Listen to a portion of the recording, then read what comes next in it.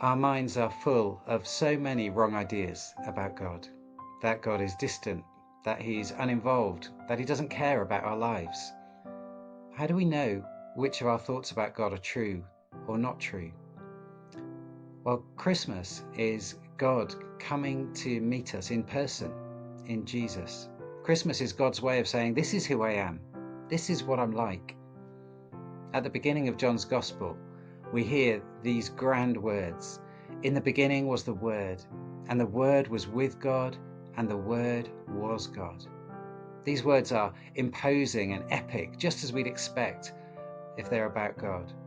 But a few verses later we read, the Word became flesh and made his dwelling among us.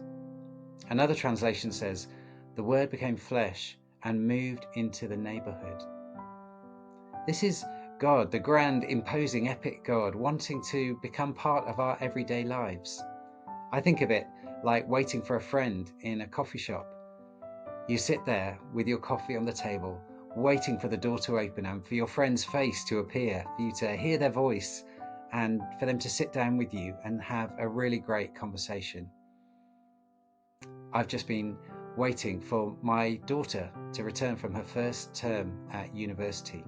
She's been living away from home for 3 months for the first time, and I can't tell you how much I've been longing to see her face again, to hear her laugh, to hug, to sit down and talk about all there is to catch up on. There's nothing like seeing someone we love in person.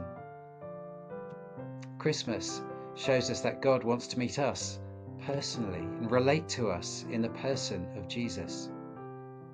So as we wait for Christmas, I wonder, do we realize that God is waiting for us? What if God is waiting for you? What if he's waiting to have a personal conversation with you? Will you sit down and talk with him?